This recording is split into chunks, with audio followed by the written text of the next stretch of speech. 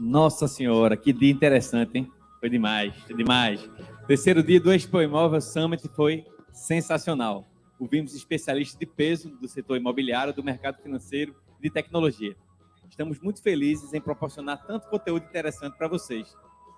E agora estamos chegando ao nosso último bate-papo do dia, que tem tudo para ser incrível. Mas a gente não finaliza por aqui.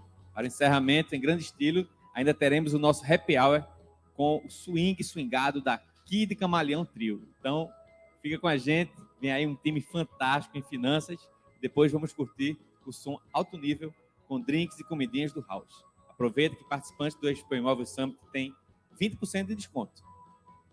Dito isso, gostaria de receber em nosso estúdio João Arthur Almeida, analista e gestor de carteiras da Garim Investimentos, sócio da Slice Investimentos, Écio Costa, economista, professor da UFPE e colunista da CBN Recife, e Luiz Fernando, CEO da Finacap e membro do CFA Society Brasil, para um bate-papo sobre fundos imobiliários versus compra de imóveis. Estou ansioso aqui para acompanhar esse papo, que tem muitas dúvidas aí que eu vou esclarecendo de acordo com o bate-papo. Então, João, Écio e Luiz, sejam muito bem-vindos. Vamos lá, pessoal. Espero que agora vocês estão me escutando bem, né? Sim. Maravilha. Primeiramente, peço desculpas aí por essa falha técnica do ao vivo, né? Mas, de fato, quando a gente foi começar a produção, a produção, na verdade, alertou aí da questão do distanciamento, né? Enquadramento, e a gente tem que respeitar, né? Então, eu vou estar mediando aqui a nossa conversa, certo? E a ideia, a dinâmica que eu gostaria de propor, né, eu vou direcionar as perguntas, né, mas eu queria que vocês também ficassem muito à vontade para se complementarem. Os três são pessoas que eu admiro bastante, eu já falei aqui individualmente com cada um, e fazem parte, né, do nosso conteúdo, cada um de uma forma, né? Então é isso, muito obrigado por vocês estarem aqui, tá? Então vamos lá, vamos começar. Eu queria já começar perguntando, porque eu acho que essa pergunta ela vai ter, né, abranger um bom tempo, né? Eu queria ouvir um pouquinho da opinião de vocês sobre o tema em questão, né? Imóveis versus fundos imobiliários. Aí eu queria começar por Écio, da esquerda para a direita, tá certo? Pode ser, Écio, porque aí eu queria ver tua visão como economista, né? E aí depois passar para a turma que está sempre olhando, né, a parte de investimento mesmo, né? Mercado de capitais também. Por favor. Então, a gente tem aí, falando amplamente, né, sobre você está investindo em imóveis diretamente ou fundos de investimentos, tem várias características, né, que a gente precisa entender. Aquele investidor que tem tempo para, inclusive, administrar o imóvel ou os imóveis, né, isso termina virando uma atividade, quase que uma atividade fim, né, dessas pessoas, porque tem um envolvimento, né, você tem riscos, você tem procedimentos que precisam ser adotados. Então, essa gestão, ela pode fazer com que você, como eu disse, termine fazendo com que vire uma atividade fim. Pode ser algo também mais rentável, né, porque você tem valorização do imóvel ao longo do tempo, você tem a receita, que provavelmente vai ter um valor mais interessante do que quando você faz o investimento no fundo imobiliário, mas, como eu disse, você tem esse outro trabalho, né, de ter que se envolver diretamente na gestão. Tem ainda a questão de vacância ou utilização de corretores para poder diminuir esse problema da vacância. E, por outro lado, quando você vai para o fundo imobiliário, aí aquela questão da gestão, você transfere a gestão para o gestor do fundo. Então, a sua remuneração termina sendo um pouco menor, né, porque há essa questão da gestão.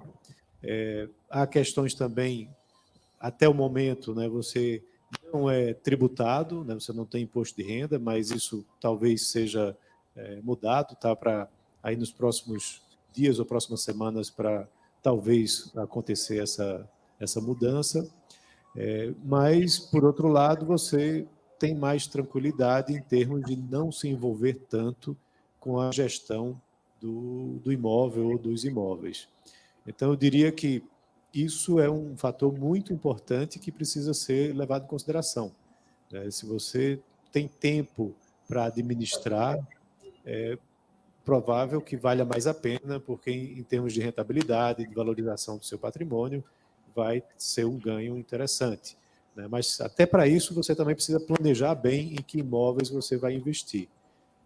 Já por outro lado, no fundo imobiliário, você tem menos problema de gestão, tem uma diversificação muito grande também, que você pode fazer com poucos recursos, né? Você pode investir numa gama de fundos imobiliários com atuações diferentes, o que também ajuda a reduzir o risco, porque imagina agora, durante esse período de pandemia, quando muitos escritórios fecharam, né, e mudaram para a mobilidade online, né, de home office. Então, se você só tinha salas comerciais locadas, isso pode ter sido bem preocupante. Tá? Quando você tem um fundo imobiliário, quando você investe no fundo imobiliário, você consegue diversificar em diversos tipos de fundos, diminuindo esse risco potencial. Então, eu queria abrir mais ou menos com essa análise aí para os colegas poderem também comentar. Perfeito. Se me permite, eu acho que primeiro é importante ressaltar que não são atividades mutuamente excludentes, né? Então, muitas vezes é feito um pouco desse fla-flu, mas, por exemplo, boa parte dos grandes investidores de fundos imobiliários que eu conheço também detém imóveis, até por conhecer de fato o ativo. Dito isso, é inegável que tem vantagens e desvantagens para cada lado, né? Então, começando pela vantagem do imóvel físico, né? Uma vantagem perceptível é a permissão de você ter uma alavancagem, né, sem pagar para isso uma taxa extremamente elevada. Então, assim, a gente sabe que, infelizmente, taxas de financiamento no Brasil são extremamente elevadas, mas o financiamento imobiliário, até com essa queda da Selic que a gente teve recentemente, ele acabou estabilizando ali um patamar que permite que algumas pessoas consigam fazer uma alavancagem que possa fazer sentido econômico. E o segundo ponto, né, da vantagem, principalmente no imóvel, é a sua capacidade de gerir, né? Como o Edson falou muito bem, né, isso exige tempo, mas tem algumas pessoas que até gostam, né, de fazer essa gestão e que são boas nisso, então conseguem agregar valor. Tá? Então, na parte do imóvel físico, essas são as duas vantagens principais que eu vejo. Indo para o lado do fundo imobiliário, né, tem uma vantagem que para mim é inegável, que é a questão da liquidez, né? O que é a liquidez? É a facilidade de você converter um ativo em dinheiro.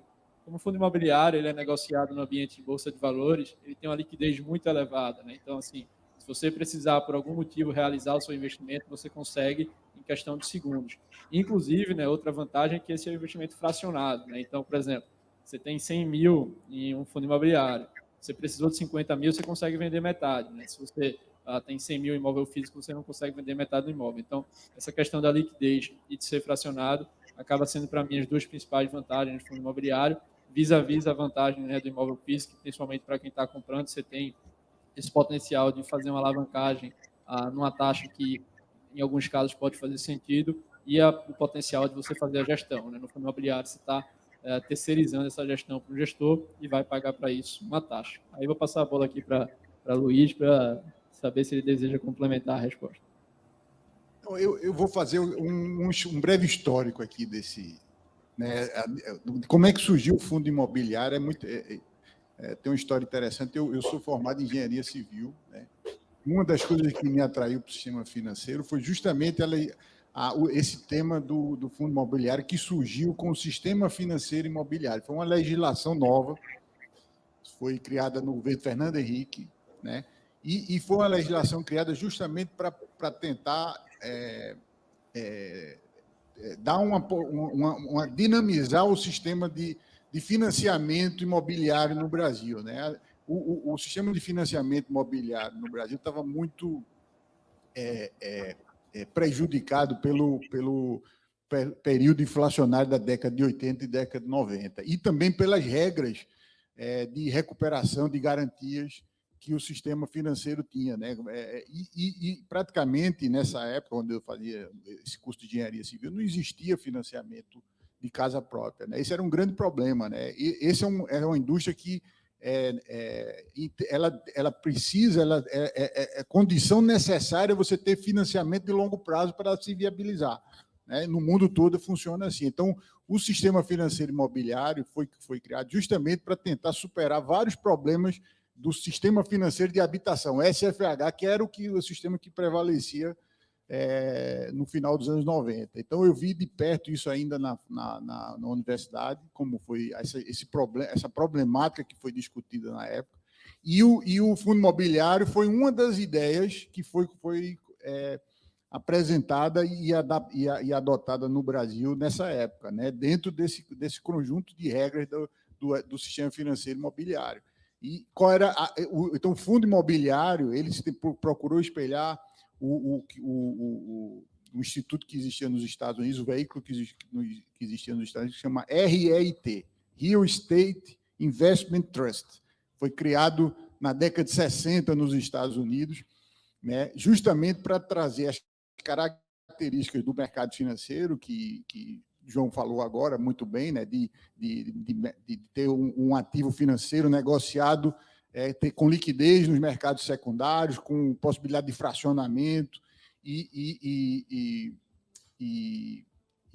com diversificação, com possibilidade, como a gente tem no mercado de fundos de investimento, você ter uma possibilidade na medida que você fraciona, você possibilita o acesso de uma gama de ativos muito grande para um valor pequeno de investimento.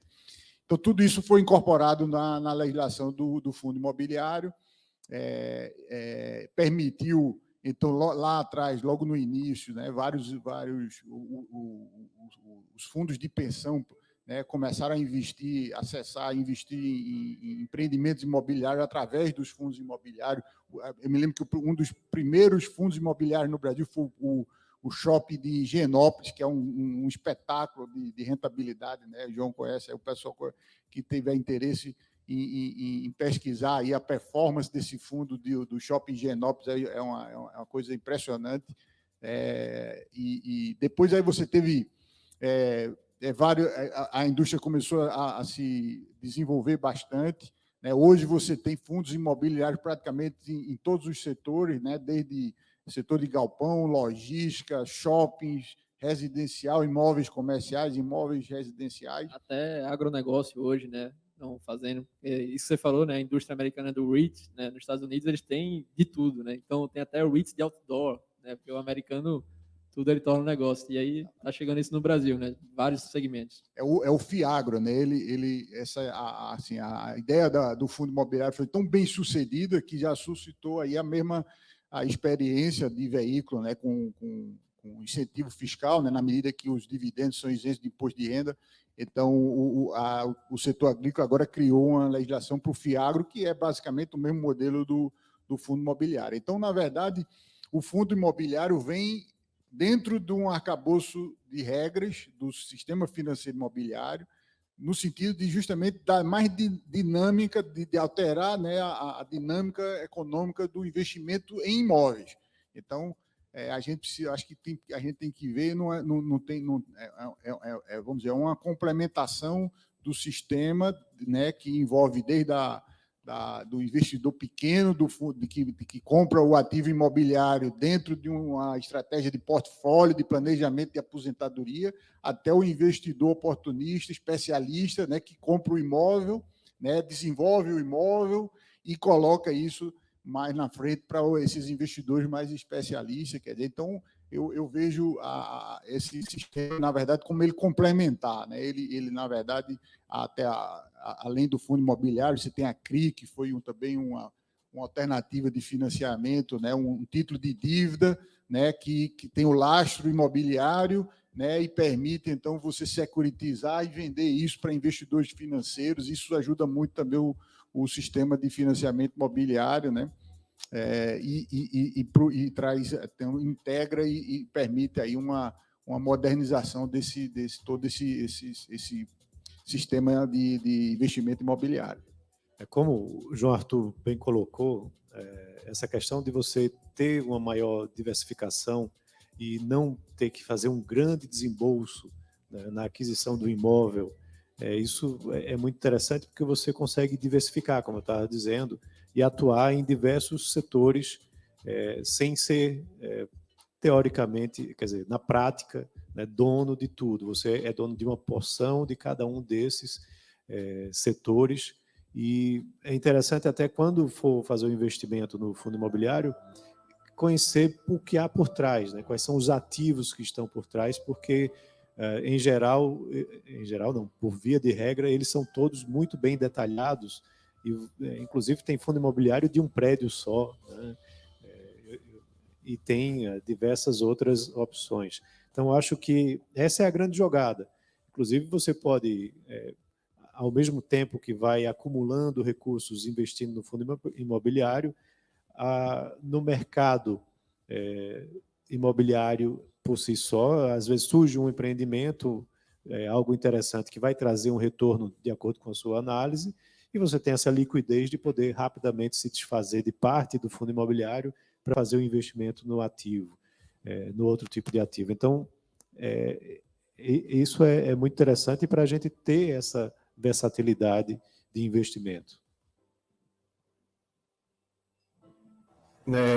Ótimo, pessoal. Excelente respostas. E eu tô ouvindo vocês aqui, estão vindo dúvidas, e eu vou fazer dessa forma, tá? Minha ideia aqui, eu vou aproveitar esse momento para esclarecer algumas dúvidas minhas também, e aí eu acho que vai ficar um bate-papo dinâmico. Ouvindo vocês aqui, me vieram duas linhas, né? A gente está, nesse momento, discutindo um versus o outro, e, na verdade, um deveria ser um versus o outro, na verdade, é um mais o outro, né? Eu entendo que a defesa de vocês aí, que é justamente a questão da composição do portfólio. E agora, vamos lá, vamos continuar explorando aí pontos positivos, né? Eu não vou dizer pontos negativos, mas que um é melhor do que o outro. Então, me veio, por exemplo, agora, e aí eu queria deixar essa pergunta para Luiz. Luiz, para você investir na Bolsa, né, em fundos imobiliários, você necessariamente precisa de um agente, né, como vários que a gente tem aí no mercado, como a XP, a Rico e alguns outros, né, além dos bancões, né. E aí, aquele investidor mais tradicional, ele tem alguma ressalva, né? Até em outra conversa que eu tive com o João, né, se existia a cultura de ter contas em vários bancões, né, porque se tinha o receio da instituição falir e o seu risco e tal. E aí a pergunta é para Luiz, como funciona, né, o risco para o investidor em relação à questão de você estar utilizando uma plataforma como essa para você colocar seu patrimônio, né, em relação àquele tema lá do Fundo Garantidor de Crédito. Aí eu queria, pronto, pega essa pergunta, por favor, e aí eu vou fazer mais uma pergunta agora, eu acho que voltando um pouco para Écio, que eu acho que esse tem mais fit aí com o tema de Écio, que é consultor também de projetos de viabilidade econômica. Écio, na questão de garantias, né, para projetos, como é que funciona um fundo imobiliário e como é que funciona um ativo fixo, um imóvel? Aí é isso, eu queria pedir para primeiro o Luiz, e depois aí João contribui também, Écio, tá? Vamos lá, vamos entender qual era o problema, por que foi criado o fundo imobiliário, né? O investimento em imóvel, normalmente, ele exige um volume de capital muito expressivo, né? E, além disso, você tem dificuldade de liquidez, de negociar rapidamente esse ativo, né? Até por conta do valor do imóvel unitário, que normalmente é um valor expressivo e está fora do poder aquisitivo da maior parte das pessoas, tá? Então, a ideia do fundo, basicamente, é você tornar, né, fracionar esse valor desse ativo em pequenas partes, né? O caso do fundo, a figura jurídica é muito semelhante à do condomínio, tá certo? Então, como se você criasse um condomínio de pessoas, de investidores, né? Esse condomínio tem um CNPJ, tem personalidade jurídica própria, né? Esse patrimônio, então, é um patrimônio que está apartado, então é um patrimônio do condomínio, então a empresa, o banco, né, a gestora que faz a gestão do fundo, né, não, o patrimônio dela não se confunde com o patrimônio do fundo, então não existe o risco, não se mistura o risco do gestor, o risco do fundo, da instituição financeira com o patrimônio do fundo, tá certo? O patrimônio do fundo, o lastro são justamente os imóveis que ele detém, que tem a titularidade, né? Então, a ideia do fundo, inicialmente, você permite, à medida que você reúne uma quantidade grande de pessoas através desse condomínio, você possibilita essas pessoas investirem nesses ativos, né, de grande valor. E, ao mesmo tempo, essas cotas elas podem ser negociadas, né? E aí é onde entra outro ponto que dá a grande vantagem desse instrumento, né? À medida que você pode negociar essas cotas, né? E existem mercados, hoje a gente tem na própria Bovespa fundos imobiliários com grande liquidez, com volume de negociação diária muito expressivo. Então, você permite a essas pessoas que se juntarem nesse condomínio, né, à medida que uma pessoa queira sair daquele investimento, ela pode colocar as suas cotas para venda nesses mercados secundários. Então, ela passa a ter liquidez. Então, aquele ativo que inicialmente imobiliário tinha pouca liquidez, quando ele vira uma cota, né, quando ele é fracionado e se transforma em uma cota de um veículo, de um fundo imobiliário, ele passa a ter liquidez, passa a ter essa possibilidade de se transformar em dinheiro rapidamente. Então, a segurança está nessa lógica, né, de jurídica, né, que separa, que torna aquele condomínio, né, o patrimônio daquele condomínio apartado. Lembra, a legislação também de fundo imobiliário, ela como segue a mesma legislação de fundos de investimento de uma forma geral, que exige, por exemplo, auditoria independente, exige que tenha uma instituição financeira que faça a contabilidade e responda pela custódia daqueles ativos, né? Então, não tem FGC, tá bom, Tiago? FGC é só para os títulos bancários, para os títulos que são emitidos pelas instituições financeiras, né? Mas, por outro lado, como eu disse, ele tem essa característica de estar bem lastreado, quer dizer, na medida que essa gestão do fundo imobiliário ela é feita de forma responsável e seguindo aquela política de investimento que foi apresentada, e os ativos imobiliários têm uma performance econômica boa, o investidor, então, tem o seu patrimônio preservado. Tá? Acho que essa é a principal característica do fundo imobiliário que se torna um veículo interessante. Perfeito. Então, assim, só complementando, eu acho muito importante, né, frisar a diferença do papel do intermediador para o papel do ativo em si, tá? Então, fazendo analogia aqui, né, digamos que você comprou um imóvel de uma empresa que é a corretora desse imóvel. Não interessa se daqui a 5 anos essa corretora que lhe vendeu o imóvel quebrou. Assim, o imóvel é seu, tá? Então, é muito importante deixar isso, né? Entendo que, principalmente, pessoas com idade mais avançada, às vezes têm um pouco mais de restrição a instituições financeiras, mas é muito importante frisar isso. Então, novamente, um exemplo, digamos que você, através de uma corretora, então, só hipoteticamente aqui, através da corretora XP, você comprou ações da Ambev, né? Digamos que num cenário apocalíptico, uma corretora como a XP quebre, isso também não é problema para você. A XP foi uma mera intermediadora. Seu problema é se a empresa em si, a Ambev, quebrar. Então, é muito importante citar isso. Você não está correndo risco de quem intermediou, né? Quando você tem um ativo em si, só para o dinheiro que está lá em conta corrente. Mas quando você comprou um ativo, o seu risco está naquele ativo e não em quem intermediou. Eu vou passar a bola para a Ezio para responder a pergunta do Tiago, né, sobre a garantia. Né? Bem, Tiago colocou um ponto importante, um diferencial interessante para imóveis usados como garantia, né, para operações de financiamento. Bancos aqui, como na nossa região, o Banco do Nordeste, eles vão muito na garantia real, no ativo real, e não, no passado, até faziam tipos de operações onde você fazia uma aplicação no banco no mesmo montante do valor que você queria pegar emprestado. Mas aí perdi a lógica da coisa, né? Se você tem o dinheiro para fazer a aplicação, você pega o dinheiro e faz o investimento, né? Então, eles próprios pararam de fazer essa prática, e aí até brincam dizendo, é o Banco Imobiliário do Nordeste, né? Porque ele só opera usando garantia real, né? E, em geral, o imóvel, né, terrenos, galpões, apartamentos, casas, são utilizados como garantia real para essas operações. Então, esse é um diferencial interessante, né? Em detrimento, aí, na comparação com os fundos imobiliários, que para operações de bancos de fomento, como o Banco Nordeste, que você tem uma taxa de juros subsidiada, você não consegue utilizar essa garantia. Então, eu estou entendendo que o Tiago está querendo puxar a sardinha, né, para o imóvel, né, e eu até concordo com ele como consultor, né, como consultor facilita muito a minha vida quando o meu cliente chega e eu digo, olha, para fazer esse investimento que você precisa fazer, você tem que dar um imóvel como garantia. Fato importante é que o bem de família não pode ser usado como garantia.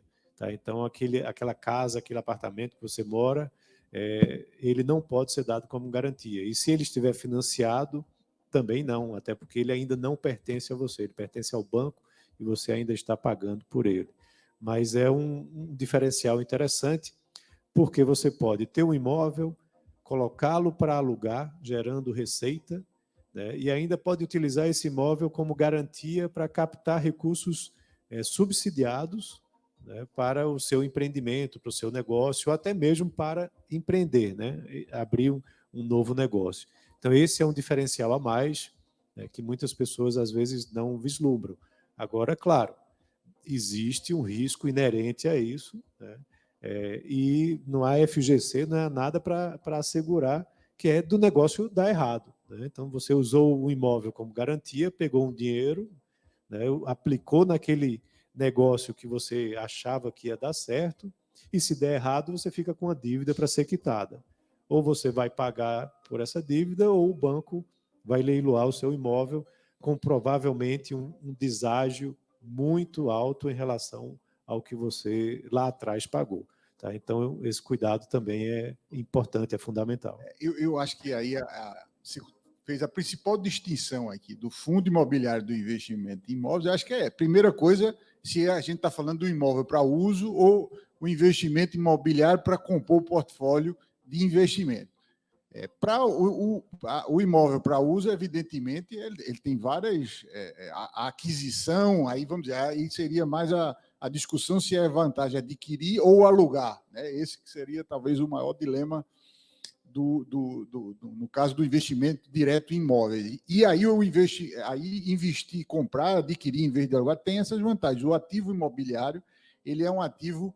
É um lastro muito interessante para o crédito. Por quê? Porque ele não deprecia, ele tem baixo risco de fraude, porque o imóvel não tem como fugir, o imóvel é uma coisa fácil de localizar e de recuperar em tese, né? Apesar de que o sistema financeiro imobiliário foi criado justamente porque as instituições financeiras não conseguiam recuperar aqueles ativos imobiliários quando eles ficavam inadimplentes. Esse era um dos grandes problemas do sistema financeiro de habitação. O sistema financeiro imobiliário resolveu isso com a figura da alienação fiduciária. Isso deu um salto enorme na qualidade do crédito imobiliário. Então, as instituições financeiras passaram a ter essa capacidade de recuperar. Isso implica numa taxa de juros muito baixa e na possibilidade do banco dar um crédito de longo prazo, né, para ser amortizado em vários anos, em até 30 anos. Hoje é comum a gente ter essa disponibilidade de linhas de financiamento pelas instituições financeiras, porque é um crédito muito interessante. Então, a questão aí, eu acho que entre fundo imobiliário e imóvel, o primeiro ponto é qual é a finalidade. Né? Se for para uso, realmente, a aquisição tem essas características de possibilidade de financiamento muito interessante. Existe ainda uma outra modalidade que o Tiago não mencionou, mas que é a do home equity. Né? Você pode refinanciar o seu imóvel, né? Já está lá quitado. Vira um caixa, né? Como era em 2008 nos Estados Unidos, você pode fazer a segunda hipoteca, terceira hipoteca, quarta hipoteca. Então, à medida que o imóvel valoriza, vai sobrando equity lá para você financiar. Quando eu trabalho muito com essa questão do crédito para as empresas, né? E aí eu tenho o meu próprio rating lá das instituições que eu aconselho para os meus clientes. Em geral, o Banco Nordeste vem à frente, porque é uma taxa de juros muito competitiva, você não tem concorrência, e depois vem o home equity, né, que você tem taxas de juros muito atrativas e com um grande diferencial, você pode ir até 20 anos, né, e com até 50% do valor do imóvel. Só que aí, às vezes, isso deixa o empresário meio assustado, porque o imóvel dele, o imóvel próprio, a residência dele, que ele está dando como garantia, para colocar no risco para refinanciar e usar no seu negócio. Então, mas é a segunda modalidade em termos de juros. E aí depois você vem para o mercado tradicional, os bancões, né, e algumas fintechs que hoje entram nesse mercado também, com taxas que aí são mais caras do que essas duas que eu mencionei. E o Écio mencionou a fintech, né? Acho que é importante ressaltar também essa nova regulação que vai entrar do Open Banking, né? Que deve melhorar bastante o cenário de competição no mercado. Então, o Open Banking ele vai permitir o compartilhamento de informação entre instituições financeiras desde que o cliente assim deseje, né?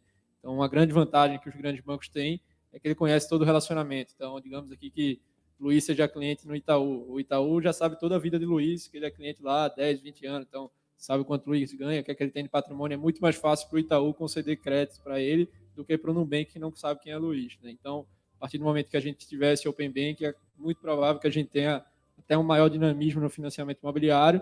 E é muito importante ressaltar também as externalidades positivas que isso traz, né? O Luiz falou bem aqui, no Brasil a gente tem uma dificuldade imensa de crédito, principalmente crédito de longo prazo. Então, essa parte do setor imóvel físico se dá como garantia é muito interessante, né? É importante ressaltar que o próprio banco ele é muito conservador, o Edson citou, né, que até 50%, né, você falou. Então, não adianta você ter um imóvel aí, né, você tem um imóvel de 1 milhão, provavelmente ali você não vai passar de 500 mil. Então, o banco é conservador porque ele sabe que se ele precisar executar isso, provavelmente é no momento de crise, e no momento de crise, né, não vai ter tanta gente disposta a pagar caro pelo seu imóvel. Então, o banco também é bastante conservador. Isso é muito interessante para dar um dinamismo, mas tem limites, né? E é muito importante ter limites, senão acontece, Luiz chegou a citar aqui também, né?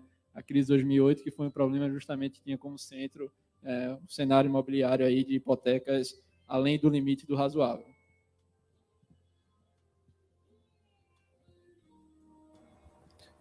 Perfeito, pessoal. Eu vou fazer só umas colocações aqui em relação ao que eu ouvi de vocês. Primeiro, enfatizar que você falou aí no equity, né? Temos o Credit, uma empresa parceira, a empresa que acreditou muito na gente, acho que é um dos principais produtos que eles utilizam, que eles ofertam no mercado. E realmente, a questão de deixar o nosso móvel é uma forma de estar acelerando o negócio. E aí, eu vou no comentário que a Écio fez, né, em relação ao custo, né, do nosso evento, né? De fato, o evento, né, a promoção, ele tem como intuito, né, a gente converter, né, a audiência qualificada, né, de um conteúdo tão qualificado como a gente está tendo com vocês, em vendas, negócio para as construtoras que são nossos clientes, né, e as imobiliárias. Agora, uma coisa que eu tenho, estou buscando aqui também, Écio, e também João e Luiz, é o seguinte, na verdade, é o que eu estava falando no início, não é versus, é mais, né? O que eu quero tentar provocar é realmente trazer a possibilidade de você investir em imóveis como uma opção, não como uma única alternativa. Então, de fato, realmente, eu quero defender a compra do imóvel, né? Mas também com essa, eu não posso dizer uma coisa que não é o que eu faço, né? Então, na verdade, é a soma é o portfólio, tá? Eu queria fazer agora a pergunta para João. Tá me ouvindo bem, né, João? Sim, perfeito. Não, ótimo, porque eu estou aqui na sala, está fechado, o sinal está oscilando um pouco. João, eu tenho a impressão, eu queria pedir para tu discorrer um pouco aí sobre a sua visão disso, que é o seguinte, o investidor mais conservador, ele tem por hábito investir mais em imóveis, em ativo fixo. Ele tem, né, culturalmente alguma resistência, né, às corretoras, à digitalização e tal.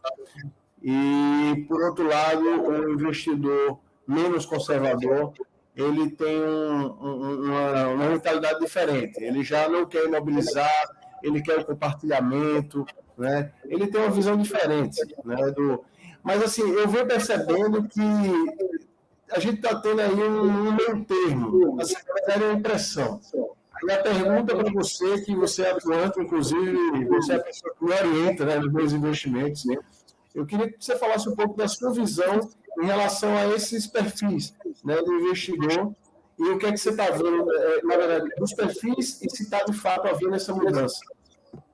Perfeito, perfeito. A gente está tendo realmente essa mudança aí no perfil do investidor brasileiro, que eu acho que é uma mudança um pouco que foi forçada, né? Forçada pelo quê? Forçada por uma queda da taxa Selic, né? Que a gente tinha de 2 dígitos altos, que tornava muito confortável você ficar ali no investimento um pouco mais conservador, que você colocava para cima o yield de todos os investimentos. E quando essa taxa Selic foi para baixo, o investidor foi empurrado para outro tipo de aplicação, né? Uma das mais conhecidas é a renda variável, e eu considero que o fundo imobiliário é até uma ótima porta de entrada para a renda variável, porque você está exposto ali a uma classe de ativo que pode ter um maior rendimento, né? Inclusive o IFIX, que é o índice de fundo imobiliário, desde o seu início, em 2011, ele tem um rendimento muito, muito bom, né? Ele supera tanto o CDI, o benchmark da renda fixa, quanto inclusive a Bolsa de Valores. E por que eu acho que acaba sendo uma boa porta de entrada? Porque ele tem muito menos volatilidade, né? Que é o nível de oscilação da cota do que a Bolsa. Pra vocês terem uma ideia, ele tem cerca de 1/3, né, do nível de volatilidade da Bolsa. O investimento líquido, né, ele tem essa vantagem, que é a facilidade de você converter o ativo em dinheiro, mas se você não tiver o comportamento correto, essa vantagem pode ser uma desvantagem, né? Que é o seguinte, é você realizar o investimento naquela pior hora. Quando você tem um imóvel físico, é muito raro a pessoa fazer uma venda no impulso, né? Até porque a liquidez é menor, você tem mais trabalho em vender, mas a verdade é que aquele seu patrimônio, ele desvalorizou, porque as pessoas naquele momento estavam dispostas a pagar menos, né? Eu acho que a melhor coisa é a gente contextualizar isso. Então, por exemplo, a gente teve na crise de Covid, né, a Bolsa caindo bastante e os fundos imobiliários, né, que muitas vezes caem muito menos que a Bolsa, nesse momento específico caíram tanto. Por quê? Porque foi uma crise que impediu a mobilidade. E aí vários fundos imobiliários de ativos excelentes, de shopping centers da maior qualidade, alguns até aqui em Recife, caíram para valor de 50% do valor patrimonial deles. E estava saindo negócio. Se estava saindo negócio, tinha gente comprando e tinha gente vendendo, né? Quem vendeu provavelmente deve estar bem triste agora, porque o preço recuperou bem rápido. Agora, quem tinha aquele imóvel físico, provavelmente não fez um negócio ali, né? Então, assim, eu entendo essa questão do investidor mais conservador ter essa preferência, né, pela questão que é palpável, aquilo que você consegue ver, enxergar e tocar, mas é importante ressaltar que, assim, muitas vezes esse é um conforto psicológico, tá certo? Óbvio, você pode usar isso a seu favor. E aí a gente está vendo, Thiago, né, essa tendência aí de mudança de perfil do investidor, que se a Selic estabilizar em patamares de 6, 7, 7,5%, que é como está prevendo a maior parte do mercado, provavelmente esse movimento aí deve continuar para o investidor justamente ter essa diversificação de portfólio. Não sei se o Luiz aqui quer complementar, ele que acompanha bastante o mercado de renda variável há bastante tempo, né? Estava nascendo. Há bastante tempo. Estava nascendo, o Luiz estava investindo. Eu estou aqui. É justamente isso que eu queria passar, um pouco da experiência que eu tenho aqui, que a gente adquiriu ao longo dos anos. Eu acho o seguinte: o ativo, seja o ativo imobiliário como investimento direto ou via fundo imobiliário, a performance dele está muito correlacionada, né? Depende muito do ciclo, né? Tem muita, é como o mercado de ações, depende do estágio do ciclo do investimento, né? Do setor de uma forma geral. Eu estou no mercado desde o início dos anos 2000 e eu peguei assim, o ciclo de alta muito forte de 2000 a partir de 2007 até 2012, mais ou menos, né? E como é que foi esse ciclo? Esse ciclo de valorização imobiliária teve muito a ver com a liquidez da bolsa que ocorreu no rally aí dos anos 2000, né?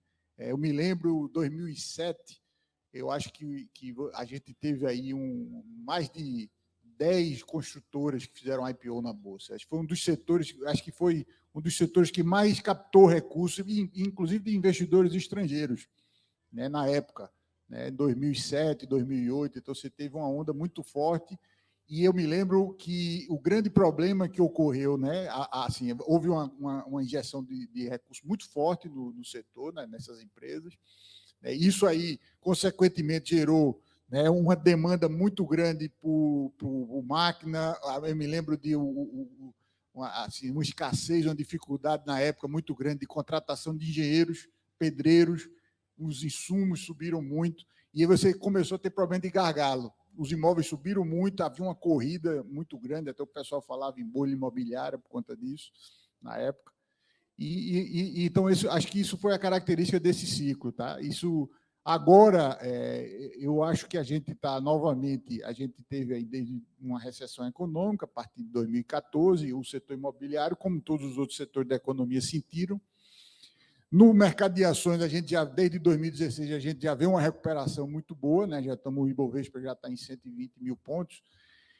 E seguindo o mesmo padrão histórico, né? O próximo setor que deve se beneficiar, e principalmente com a taxa de juros, eu lembro que nesse rally dos anos 2000, o sistema financeiro imobiliário ainda estava muito recente, então essas regras de alienação fiduciária, de recuperação, ainda não tinham principalmente as instituições financeiras, não tinham um crédito imobiliário ainda muito disponível e fácil acesso para grande parte dos investidores. Era mais essa questão realmente de gargalo de produção e de excesso de liquidez promovido por esses IPOs, mas não existia uma linha, taxas de juros tão atrativas como a gente tem hoje. Então, eu vejo agora o principal driver aí do próximo ciclo do setor imobiliário, muito próximo, né? Eu nunca vi no Brasil taxa de financiamento imobiliário abaixo de 8%, 7%, IPCA mais 3%, né? Tem linhas até com IPCA mais 3%, mais 3%, com 4%, poupança agora, né? Também, né? Está tendo poupança. incentivo à inovação na parte de financiamento. Pois é, home equity, né? Então, eu acho que nós estamos muito próximo ainda de um ciclo virtuoso para o setor, e aí tanto o investimento direto no imóvel como via o fundo imobiliário, acho que vão se beneficiar disso aí. E acho que você falou assim, lembrei daquela frase, né? Que a história não se repete, mas rima, porque assim, a gente está vendo de novo vários IPOs, né, de construtoras na B3, e a gente viu o preço do insumo acelerar, né? Alguns aí construtoras estão ressaltando uma grande dificuldade, né? Tem a ver com o setor, o problema da pandemia também, né? As restrições de tudo, mas certamente afeta. A única coisa que faltou, eu acho que foi a disputa por engenheiro. O engenheiro ainda está sofrendo. Quando começar... Infelizmente ainda estão... Falando da questão dos insumos, esse sim é um problema sério, né, que aí tem muito a ver com essa retomada onde a demanda está sendo muito impulsionada, né, com o excesso de política monetária lá fora, nos Estados Unidos, na União Europeia. A China retomou antes também, e a oferta não está acompanhando, né? Então, a oferta teve uma redução forte com a pandemia, a questão da logística. Eu falei sobre isso ontem, inclusive, na minha palestra, onde a oferta ainda está tentando se reorganizar. E, aliado a isso, você tem alguns players de commodities minerais que estão tomando proveito da situação. No setor de construção civil, isso você vê uma repercussão disso direta no preço do aço, do ferro, né, porque você tem poucos players aqui dentro, e o Brasil tem um sistema de proteção comercial muito forte, que aí impede que você consiga fazer uma maior abertura para importar esses insumos. Então, isso pode ser um problema sério para uma retomada mais forte, aliado também à retomada, né, da elevação aí da Selic, até mesmo com o abandono da neutralidade, né, que saiu nesse último relatório do Copom. Então, a gente vê que o financiamento ele volta a ficar um pouco mais caro, mais para o final do ano. Claro, não é taxa de 2 dígitos, como a gente viu lá atrás, então ainda é bastante interessante, mas para aquelas famílias de renda mais baixa já começa a ficar mais difícil. E com os insumos caros, muitos imóveis se valorizam, na realidade, via repasse, né, de índices de inflação. INCC está pressionado, o IGPM está pressionado, então é um cenário também um pouco complexo. Quem já tem imóvel termina se beneficiando com isso, porque se valorizam os lançamentos, os outros, né, que já estão no mercado também são puxados para cima. Né? Eu diria que é um cenário extremamente complexo, né? Na conferência do Charlie Munger, né, junto com o Warren Buffett, que, para quem não conhece, são 2 investidores dos melhores do mundo, que eu sei que o Luiz aqui também admira, e ele falou assim, se você não está confuso com todo esse cenário econômico, macroeconômico, você entendeu tudo errado, porque assim, é um cenário extremamente complexo, né? E a gente consegue ver o outro lado dessa moeda, que é o insumo ficando mais caro para a construtora, com as empresas de commodities gerando caixas absurdos, né? Então, todas as empresas de commodities que têm um peso muito forte na Bolsa Brasileira estão batendo resultados recordes, né? Então, é o outro lado dessa moeda, e essa questão dessa Selic, assim, na taxa de financiamento imobiliário, né, é importante frisar, às vezes muda 1%, 2%, você acha que não faz tanta diferença, mas como o financiamento do imobiliário, por natureza, é de longo prazo, quando você coloca uma diferença de 1%, 2% em 20, 30 anos, pode fazer uma diferença absurda, né? Então, sem dúvida de suma importância aí que a gente tenha condições de manter essa taxa de financiamento abaixo da média histórica, e aí depende nem tanto assim, do que o Copom vai fazer no curto prazo, aí depende do cenário crédito, né, o cenário fiscal do nosso país, né, da questão do longo prazo, que aí o problema se torna mais complexo ainda, né? inflação e taxa de juros, né? E a taxa de juros está atrelada à inflação, então a Selic vai subir agora justamente para tentar segurar esse repique inflacionário, que é um choque externo, então também não tem, assim, tem pouca, muitas vezes, possibilidade de influenciar, né? É isso que até eu fico pensando, né? Porque você tem um Banco Central atuando, essa é a ferramenta que ele dispõe, mas são commodities com cotações internacionais que não vai adiantar muito você mexer nos juros local. Porém, via câmbio, isso pode ajudar um pouco, né? Porque você tem um aumento do spread entre as taxas locais com as americanas e europeias, que estão inalteradas. Então, com isso, você tem um rebate no câmbio, que aí pode ajudar insumos importados e produtos importados, controlar um pouco nesse sentido, né? E, claro, também freia o consumo, né? Porque você, com juros mais altos, você fica mais caro para financiar o imóvel, o veículo, o eletrodoméstico, para a empresa captar E o juro tem um recursos, efeito, né? no dólar, você falou bem, né? Exato. O dólar já teve uma depreciação, provavelmente por conta desse alta de juros. Eu acho, a gente agora tem um Banco Central autônomo, eu acho que o mandato é claro, a meta de inflação, acho que já está bem consolidada essa política monetária no Brasil. Se o Banco Central administrar essa taxa de curto prazo, o setor imobiliário, o financiamento imobiliário, a gente está falando de taxas de 30 anos, então vai tranquilo. A gente deve passar o grande questão que vai direcionar esse crescimento do setor imobiliário é o déficit mesmo. O déficit habitacional no Brasil é enorme e se tiver... Você assistiu minha palestra de ontem? Nossa, eu estou adivinhando. Eu estava falando justamente isso. Ô, Luiz, tem uma... Inclusive, teve um fato engraçado que eu comentei ontem, que eu tenho um seguidor de rede social que me perguntou, né, Écio, como é que vai estar a inflação daqui a 30 anos? Aí ele comenta, né? Aí ele mesmo diz, eu sei que é algo quase impossível de se determinar, de se especular, mas é porque eu estou considerando fazer o financiamento atrelado, né, ao IPCA.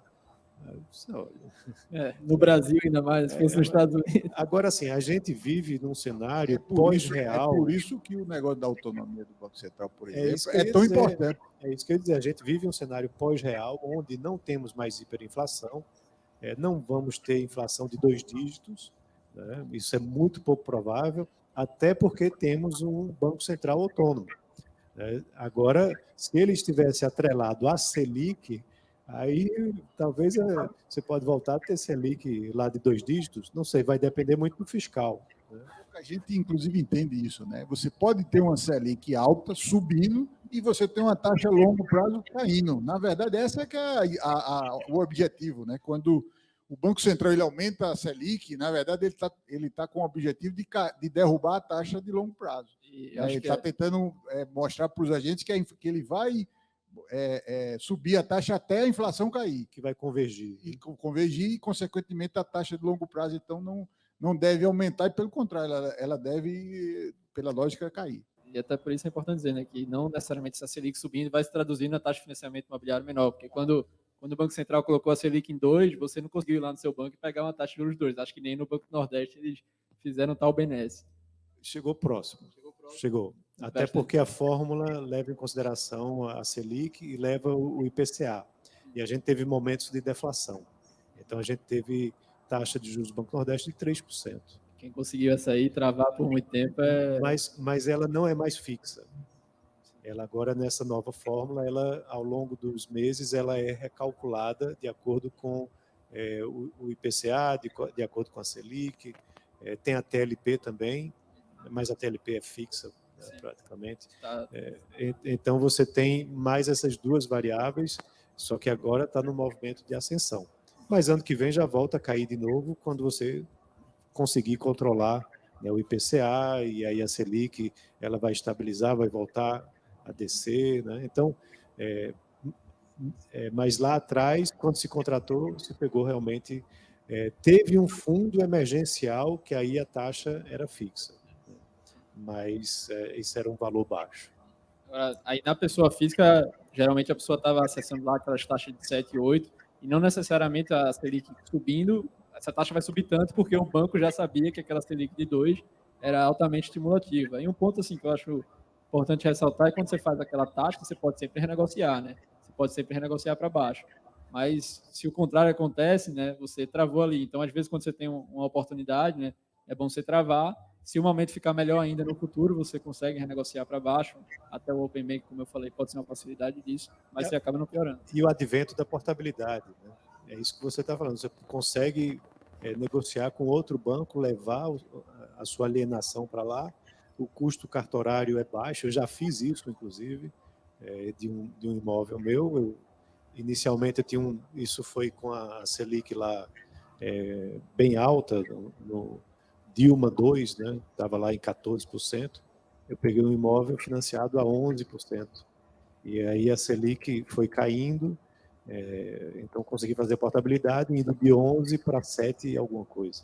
A diferença é tremenda. Uma diferença enorme, né, na parcela, e ajuda você a conseguir quitar mais cedo o financiamento. Então, o Open Banking, a portabilidade, são inovações que esse Banco Central tem trazido também, muito importante, né? Eu sei que não tem nada a ver com o tema, mas um Banco Central bem gerido, inovador, ajuda muito o mercado financeiro, né? Acaba que tem a ver, porque assim, a agenda micro, né, que está sendo muito bem sucedida, reduz o custo de capital e torna o mercado mais dinâmico. Então, assim, acho que é um pouco consenso. O pessoal do mercado concorda sobre quase nada, né? Mas em relação, acho que a agenda micro do Banco Central tem quase que um consenso aí que ela está sendo bem gerida. Eu vou passar a bola aí, Tiago, senão isso aqui vai ficar falando macroeconomia aqui, né, até 10 horas da noite. Eu vou ser bem transparente com vocês, assim, já puxaram minha orelha aqui umas 5 vezes, a gente já passou 3 minutos do horário combinado, mas quando a gente teve essa ideia de juntar vocês, né, foi justamente com essa expectativa. Como vocês falaram, se eu colocasse uma taça de vinho aqui para mim e para vocês aí, eu acho que a gente iria até 10 horas aqui fácil, viu? E vocês aí emendando conhecimento, conteúdo, né? É muito legal estar ouvindo vocês, tá? Em relação a isso. Na verdade, é um elogio que eu estou fazendo, tá? Eu vou também tentar fazer... Vocês têm mais um tempo aí com a gente, né? Pouco tempo, a gente... 5 minutinhos só para responder algumas perguntas aqui do pessoal que tá online com a gente assistindo. Oi, Écio. Luiz e eu, provavelmente sim, né? Agora, não sei se João já é casado, mas se for solteiro, acho que ele não vai gostar muito, não. A gente não vai para balada, não vai para lugar nenhum, né? Quase casado, está acostumada já, não vai estar nem esperando, não vai nem se falta. Bom, então vamos lá. Eu vou fazer algumas perguntas aqui que o pessoal colocou no chat, tá? Para a gente responder aí rápido e prestigiar a turma que também está interessada em esclarecer algumas dúvidas. Vamos lá. A primeira pergunta aqui é do Lucas, para o Écio. E, Écio, essa pergunta... vocês estão me ouvindo, né? Essa pergunta ela é longa a resposta, eu vou pedir para ser objetivo. Écio, quero comprar um imóvel usando a reserva que tenho, mas tenho medo do panorama político que estamos no momento. Não é um risco? Não seria melhor esperar? Realmente, a gente tem vários cenários aí que pode estar pensando, inclusive de modalidades de crédito. Como João Arthur disse, você tem aí, você pode fazer uma taxa pré, você pode fazer uma taxa atrelada ao IPCA, à poupança, né? Então tem que pensar bem qual taxa você vai escolher. O que é que o mercado financeiro está fazendo? Se você for olhar os dados dos últimos meses, tem sido recorde em cima de recorde. Então, muitas pessoas estão já contratando, comprando e financiando, porque sabem que com a Selic subindo, os juros vão ser repassados, né, pelos bancos para taxas mais elevadas. Então, talvez seja o momento de você tomar essa decisão. Claro, depende também de onde você trabalha, qual a renda que você tem, qual o risco, né, de algum cenário macroeconômico mais negativo, você perder o seu emprego, bater na madeira aqui para que isso não aconteça.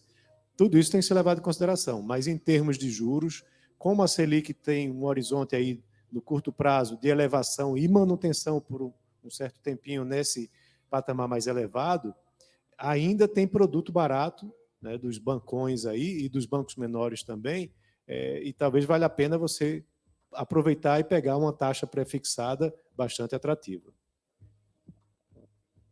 E tem sempre aquela questão, né, Tiago, que se ficar melhor no futuro, você pode refazer, né? E se foi o melhor que a gente já teve, aí você conseguiu. Então... Perfeito, perfeito. Ou seja, agora é o momento. Vamos lá, deixa eu perguntar mais um aqui. Essa é do... pessoal, tem algumas perguntas aqui que vocês já falaram um pouco, tá? Então eu vou... Vamos lá, Rafael Vitor. Boa noite. Muitas pessoas que compram imóvel pelo Casa Verde e Amarela ficam com a renda comprometida pelo financiamento. O problema é que quando eles recebem o imóvel, eles ainda precisam realizar uma reforma no apartamento, pois ele é entregue no contrapiso. Existem instruções que que compram a dívida com a Caixa e refinanciam o imóvel para o morador, incluindo o valor da reforma? É uma pergunta. E aumentando o número de parcelas ou o valor das parcelas. Vocês entenderam? Eu entendi, mas eu não conheço uma instituição que faça isso. Não sei se essa aqui, Luiz, já ouviram esse tipo de serviço. Também não. Eu particularmente eu não conheço. Eu sei que algumas fintechs, tem algumas, como a Credit Home, ela tem algumas soluções aí para o mercado imobiliário que são inovadoras. Eu lembro, eu não quero fazer o pitch da Credit Home, né? A gente teve o Bruno hoje falando sobre a Credit Home. Quem tiver curiosidade, depois entra lá. Mas eu sei que eles têm algumas soluções bem inovadoras, né? Então, acho que vale a pena consultar. No verde e amarelo, eu não sei especificamente, mas no sistema financeiro imobiliário você consegue acrescentar, né, algum valor adicional, por exemplo, para o ITBI, para taxas de cartório. Então, isso é um recurso adicional que entra, né, para que você possa quitar algumas dessas obrigações que você tem para fazer a transferência do imóvel. Tá? E com as mesmas condições. Isso é bastante interessante, mas nessa modalidade em específico, aí eu não sei como que isso pode ser enquadrado. Eu realmente, assim, eu oriento, viu, Rafael? Dá uma olhada lá na Credit Home, eu tenho a impressão que eles têm alguma solução para a reforma, mas eu não tenho certeza absoluta. Vale a pena a pesquisa, tá? Pronto, por último, eu vou fazer a pergunta aqui do Valdemar. Quero investir em imóveis para alugar. Qual seria o percentual? Eu queria deixar essa para o João, tá, João? Quero investir em imóveis para aluguel. Qual seria o percentual do valor do aluguel indicado para que isso valha a pena, levando em conta que o imóvel pode ficar parado durante algum tempo? Aí eu estou direcionando para você, viu, João? Porque você fala muito sobre isso, sobre vacância, né, e yield, né? Perfeito. Então, assim, eu acho que a gente pode ter como base as referências, né, estatísticas que a gente tem, e eu até trouxe esse dado, né, na fala de quinta. E o que acontece? O dado médio para o Brasil hoje está em 4,66, né? São dados do FIPE-ZAP para imóveis residenciais. Então, esse é o yield médio que a gente tem no Brasil hoje. Agora, isso varia muito de cidade para cidade, tá, Tiago? Por exemplo, curioso, né? Recife é uma das cidades mais rentáveis para, se você comprar um imóvel, colocar para alugar residencial. Então, o yield aqui em Recife está chegando a 6% em média. E, novamente, dentro da cidade, isso varia muito, né? A gente até comentou, Tiago, sobre a imóveis menores, né? Está tendo uma moda bastante grande, algumas construtoras fazendo esses imóveis menores. Nesses imóveis menores, você tem um yield ainda maior, então não é raro você chegar aí em 8%, 9%.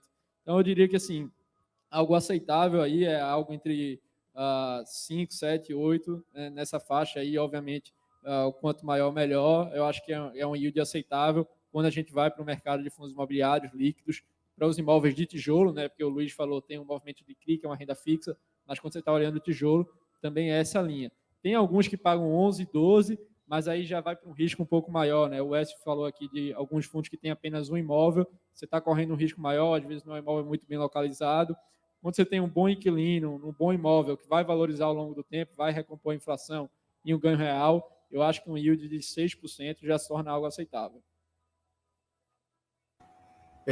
Tá ótimo, João. Então, encerramos aqui as perguntas do chat e o tempo também, né? Eu queria, mais uma vez, falar da minha admiração aí pelo trabalho de vocês. Luiz, eu fiz essa pergunta para o João, porque eu sei que fazer para o João é a mesma coisa que fazer para vocês, viu? Eu sei que vocês estão muito juntos, e aí eu quis prestigiar o também. A gente discorda muito também. A gente veio aqui no carro brigando um pouquinho sobre isso.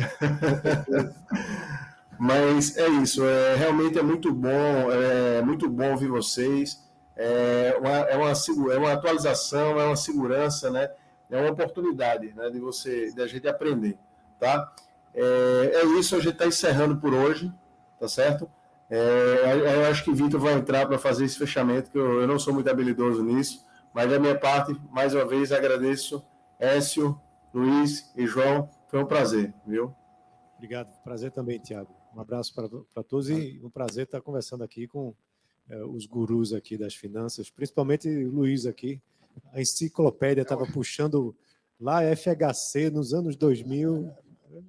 Gostei, foi muito bom. Obrigado aí pela oportunidade e até a próxima. Obrigado também, Tiago. Foi um prazer aqui, sempre precisar à tua disposição. Écio, João e Luiz, muito obrigado foi incrível, estava aqui acompanhando, bate-papo muito esclarecedor. Foi um prazer realmente imenso ter a participação de vocês nessa primeira edição da Expo Imóvel Summit 2021. E a gente está encerrando essa terceira noite, né? Amanhã tem mais, amanhã vai ser o dia de encerramento.